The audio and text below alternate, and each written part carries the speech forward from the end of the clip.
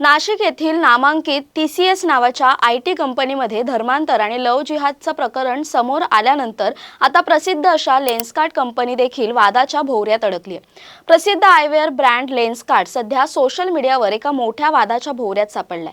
कंपनीच्या एका कथित अंतर्गत दस्तऐवजामुळे हा वाद निर्माण झाला असून त्यात कर्मचाऱ्यांच्या ड्रेस कोड बाबत दिलेल्या सूचनांवरून नेटकऱ्यांनी संताप व्यक्त केलाय। सोशल मीडियावर व्हायरल झालेल्या या दस्तऐवजानुसार लेन्सकार्टने आपल्या कार्यालयात आणि स्टोअर्समध्ये बिंदी म्हणजे टिकली, सिंदूर आणि कलवा म्हणजे एक धार्मिक धागा वापरण्यावर निर्बंध घातले होते। दुसरीकडे याच नियमावलीत हिजाब आणि पगडी घालण्यास परवानगी देण्यात आली होती, मात्र त्यासाठीही रंगाचे काही नियम लावण्यात आले होते।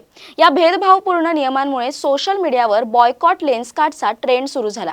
लेखिका आणि कार्यकर्त्या शेफाली वैद यांच्यासह अनेक युजर्सनी कंपनीचे संस्थापक पियुष बंसल यांना टॅग करत एका धर्माच्या चिन्हांना परवानगी आणि दुसऱ्याला मज्जाव का असा सवाल विचारला।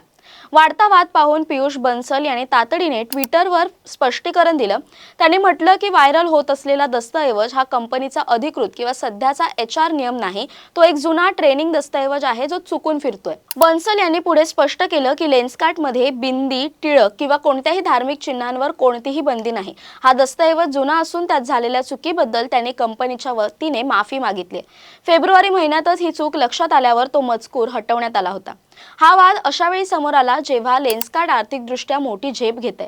नुकत्याच समोर आलेल्या आकडेवारीनुसार डिसेंबर तिमाहीत कंपनीचा नफा तब्बल 70 पटीने वाढून 131 कोटी रुपयांवर पोहोचलाय। 5.6 अब्ज डॉलर्सचे मूल्य असलेली ही कंपनी लवकरच IPO आणण्याच्या तयारीत आहे। दरम्यान या प्रकरणाबद्दल तुमचं काय मत आहे कमेंट करून नक्की कळवा। तसेच अशा नवनवीन व्हिडिओजसाठी टाइम महाराष्ट्राला सबस्क्राइब करा। धन्यवाद।